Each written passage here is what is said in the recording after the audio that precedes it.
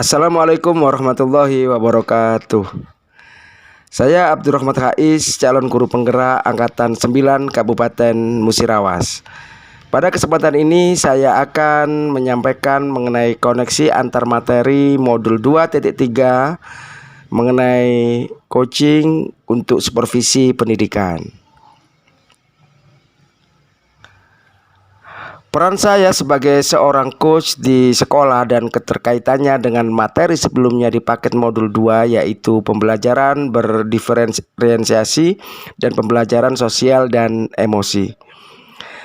Sebagai seorang guru dan calon guru penggerak di sekolah, saya berusaha untuk dapat menerapkan konsep filosofi Ki Hajar Dewantara setiap saat, baik di kelas maupun di lingkungan sekolah, baik kepada murid maupun kepada manajemen sekolah dan rekan sejawat, begitu juga dengan rekan-rekan TU, yaitu dengan menjadi teladan, dapat menginspirasi, menggugah ide-ide dan gagasan mereka, serta dapat memotivasi untuk semakin lebih baik, menciptakan budaya positif di sekolah, sehingga tercapai tujuan pendidikan yang mencerdaskan generasi bangsa. Pada pembelajaran di kelas yang notabene murid-murid saya mempunyai latar belakang sosial, ekonomi, dan karakter yang berbeda-beda, saya berusaha menerapkan pembelajaran berdiferensiasi pada setiap pembelajaran saya. Pembelajaran berdiferensiasi yang saya terapkan, saya aplikasikan dengan memenuhi kebutuhan kesiapan murid sebelum pembelajaran, mengetahui minat mereka saat proses belajar dan profil belajar mereka masing-masing. Hal ini dapat saya lakukan dengan membuat grup WA kelas yang akan saya dampingi belajar, kemudian bahan-bahan, sumber-sumber, atau konten untuk memenuhi kesiapan belajar mereka saya share di grup WA tersebut. Dan saya juga melakukan variasi proses pembelajaran sesuai dengan minat mereka, seperti banyak murid yang request mendengarkan sholawat saat berdiskusi. Maka hal itu saya penuhi dan alhamdulillah mereka sangat senang dan semakin semangat saat proses belajar. Saya juga membebaskan murid untuk menuangkan hasil pemahaman mereka atau hasil diskusi mereka pada media-media yang mereka senangi, seperti pada kertas sticky note, karton, atau lainnya yang kemudian ditempel di dinding kelas. Saya juga memberi ruang kreativitas murid untuk menyampaikan hasil pemahaman mereka sesuai dengan karakter belajar mereka masing-masing, seperti menuliskannya pada buku lalu difoto dan dikirim ke grup WA atau WA pribadi saya, atau dengan rekaman suara saya atau dengan rekaman suara mereka langsung hingga video mereka saat menyampaikan hasil pemahaman. Semuanya saya terima dan saya apresiasi dengan setinggi-tingginya. Tentunya hal-hal yang saya lakukan tersebut tidak serta-merta saya lakukan, melainkan saya mulai dengan menyampaikan tujuan pembelajaran terlebih dahulu. Kemudian mereka mengetahui tujuan pembelajaran, lalu saya memberikan pertanyaan-pertanyaan untuk mengetahui sejauh mana kemampuan mereka dalam memahami materi yang akan dipelajari. Selain itu, saya juga selalu mengamati sikap dan perilaku mereka saat pembelajaran berlangsung, agar saya mendapatkan informasi mengenai minat belajar mereka dan profil karakter belajar mereka. Selain itu, saya juga berusaha membentuk lingkungan belajar yang nyaman dan aman bagi murid, baik untuk fisik dan psikologis mereka, agar mereka dapat belajar dengan tenang dan menyenangkan. Dalam menumbuhkan serta mengembangkan kompetensi sosial dan emosional murid, ada beberapa hal yang sering saya lakukan, diantaranya yang pertama, kesadaran diri murid. Hal ini biasa saya lakukan dengan menyampaikan apa saja tujuan pembelajaran kita, kemudian mengajak mereka berzikir, sholawat, dan berdoa sebelum dan sesudah pembelajaran, mindfulness dan refleksi. Yang kedua adalah kesadaran sosial. Hal ini sering saya lakukan dengan mengajak murid untuk berdiskusi dengan rekan sejawat dalam suatu kelompok. Selanjutnya adalah yang ketiga, keterampilan berelasi. Dalam hal ini saya selalu menyemangati murid untuk aktif saat melakukan diskusi kelompok, menyampaikan pendapat, bertanya, dan mempresentasikan hasil diskusi kepada kelompok lain. Yang keempat adalah manajemen diri. Hal ini sering saya lakukan dengan mengajak murid untuk senantiasa bersabar dan kontrol diri saat pendapat mereka berbeda dengan rekan yang lain atau kelompok lain. Murid juga senantiasa saya ajak untuk selalu tenang saat diskusi atau sesi presentasi berlangsung. Saya ajak juga mindfulness dan fokus pada tujuan pembelajaran. Kemudian yang terakhir, yang kelima adalah pengambilan keputusan yang bertanggung jawab.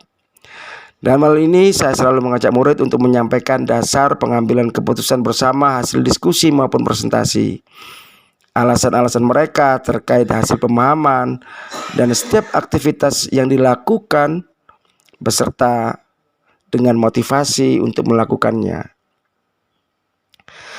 Penerapan pembelajaran berdiferensiasi dan pembelajaran sosial emosional kepada murid ini sangat luar biasa sekali hasilnya. Murid menjadi sangat semangat dalam belajar, mereka sangat nyaman dalam belajar, potensi terbaik mereka dapat berkembang, murid menjadi aktif, penuh percaya diri, dan penuh kreativitas. Ini sungguh hebat dan luar biasa. Selain itu, saat di luar kelas sebagai tugas tambahan saya selalu mensupport setiap kegiatan yang diadakan oleh murid, baik di intrakurikuler maupun ekstrakurikuler, dengan berusaha menerapkan 5 kompetensi sosial emosional. Saya yakin bahwa setiap yang saya lakukan dalam menerapkan budaya positif di kelas maupun di luar kelas, baik penerapan pembelajaran berdiferensiasi maupun pembelajaran sosial emosional, tidak semua rekan sejawat saya yang sehaluan. Pasti ada yang setuju dan tidak. Namun semua itu tidak menjadi fokus saya. Saya akan fokus yang pertama, menjadi teladan baik untuk murid maupun rekan sejawat. Saya juga menyampaikan ide dan usulan kepada manajemen sekolah untuk mengadakan kegiatan pembelajaran dalam rangka meningkatkan kompetensi mengajar, serta selalu mengajak rekan sejawat untuk dapat belajar bersama, baik dalam forum komunitas praktisi atau komunitas belajar, maupun pada saat senggang selepas jam mengajar. Saya yakin dan sangat optimis bahwa setiap kebaikan pasti akan menuai kebaikan. Artinya setiap hal yang positif saya pasti akan menjadi bermanfaat bagi yang lain, baik murid maupun rekan sejawat dan sekolah saya. Ketika ada rekan sejawat yang berkeinginan untuk belajar bersama secara pribadi, maka saya berusaha menerapkan pendekatan coaching model Tirta untuk membantu mereka. Pertama, kita akan mencari waktu dan ruang yang tepat untuk berbincang. Selanjutnya saya akan menanyakan tujuan dari perbincangan yang akan kita lakukan. Lalu saya akan mengidentifikasi permasalahan atau kondisi saat ini yang dihadapi. Selanjutnya saya akan mencari tahu rencana aksi apa yang akan diterapkan. Kemudian saya akan mencari tahu keseriusan rekan saya tersebut dalam mempertanggungjawabkan rencananya, seperti kapan dan di mana rencana aksi tersebut akan dilaksanakan, siapa saja yang terlibat, dan lain-lain. Semua tahapan coaching dengan model Tirta tersebut tentunya akan saya terapkan dengan mengedepankan prinsip-prinsip coaching, diantaranya kemitraan, tidak melabeli coach, dan berusaha penuh untuk hadir secara penuh dan mendengarkan dengan hati, serta memberikan pertanyaan-pertanyaan berbobot agar ide-ide dan gagasan coach dapat tumbuh dan berkembang. Pada saat manajemen sekolah mempercayakan saya untuk melakukan supervisi kepada rekan sejawat, saya juga menerapkan pendekatan coaching dengan model Tirta pada kegiatan tersebut. Tahapan-tahapan yang saya lakukan dalam supervisi akademik kepada rekan sejawat yaitu: yang pertama, praobservasi. Pada tahapan tersebut, saya menyampaikan tujuan umum dan spesifik terkait kegiatan supervisi yang akan kita laksanakan. Lalu saya menanyakan kompetensi apa yang ingin dikembangkan oleh coach saya. Kemudian persiapan-persiapan apa saja yang sudah disiapkan, strategi apa saja yang akan diterapkan, dan kapan serta di mana kegiatan praktek akan dilaksanakan. Yang kedua, observasi. Setelah saya dan coach menyepakati perencanaan kegiatan, selanjutnya saya akan memantau, mengobservasi coach saat melaksanakan pembelajaran di kelas, dan saya mencatat penemuan dalam observasi saya. Yang ketiga, pasca observasi. Setelah melakukan observasi, saya berbincang kembali dengan coach saya untuk melakukan refleksi sekaligus ingin mengetahui penilaian diri sendiri oleh coach sejauh mana keberhasilan yang dirasakan setelah pelaksanaan pembelajaran. Selain itu, saya juga akan menyampaikan hasil pengamatan saya selama pembelajaran berlangsung dan memberi umpan balik pada coach saya. Kegiatan supervisi dengan pendekatan coaching ini sangat menarik sekali sebab coach merasa tenang dan rileks sebab tidak merasa dilabeli atau digurui. Coaching juga dapat menggali serta mengembangkan potensi dalam diri coach tanpa harus memberikan solusi kepadanya. Ini sangat luar biasa. Selanjutnya, keterkaitan keterampilan coaching dengan pengembangan kompetensi sebagai pemimpin pembelajaran. Sebagai pemimpin pembelajaran di kelas, saya juga harus mampu menerapkan teknik coaching pada murid-murid saya bila ada yang mengalami kesulitan dalam proses pembelajaran atau permasalahan yang melingkupi mereka. Saya harus siap bila sewaktu-waktu ada murid yang ingin curhat atau berkeluh kesah kepada saya perihal apa saja yang berkaitan dengan pembelajaran. Dalam hal ini, saya akan menempatkan diri saya sebagai mitra murid saya, tidak melabeli mereka, mendengarkan dengan sepenuh hati, hadir sepenuhnya, serta berusaha untuk menggali dan mengembangkan potensi yang ada dalam diri mereka. Sebagai pemimpin pembelajaran di kelas, saya juga harus mampu menerapkan teknik coaching pada murid-murid saya bila ada yang mengalami kesulitan dalam proses pembelajaran atau permasalahan yang melingkupi mereka. Saya harus siap bila sewaktu-waktu ada murid yang ingin curhat atau berkeluh kesah kepada saya perihal apa saja yang berkaitan dengan pembelajaran. Dalam hal ini, saya akan menempatkan diri saya sebagai mitra murid saya, tidak melabeli mereka, mendengarkan dengan sepenuh hati, hadir sepenuhnya, dan berusaha untuk menggali dan mengembangkan potensi yang ada dalam diri mereka.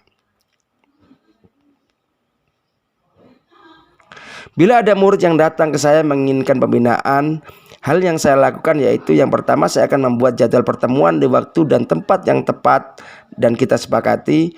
Kemudian saya akan menanyakan tujuan perbincangan, lalu saya akan menanyakan kondisi saat ini yang dialami dan harapan dalam diri sendiri. Selanjutnya saya akan menggali usaha yang telah dilakukan murid saya dan peluang ke depan yang bisa dilakukan. Kemudian saya menanyakan kapan rencana tersebut bisa dimulai, siapa saja yang terlibat, dan hal apa saja yang dapat mendukung terlaksananya kegiatan yang akan direncanakan. Setelah pertemuan itu, saya akan terus memantau hasil kelanjutan dan perkembangan rencana yang telah tersusun.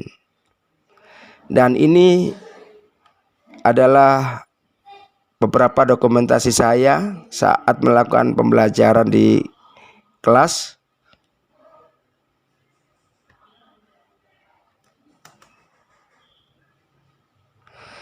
Demikian yang dapat saya sampaikan. Wassalamualaikum warahmatullahi wabarakatuh. Guru penggerak, tergerak, bergerak, dan menggerakkan. Amin ya rabbal alamin.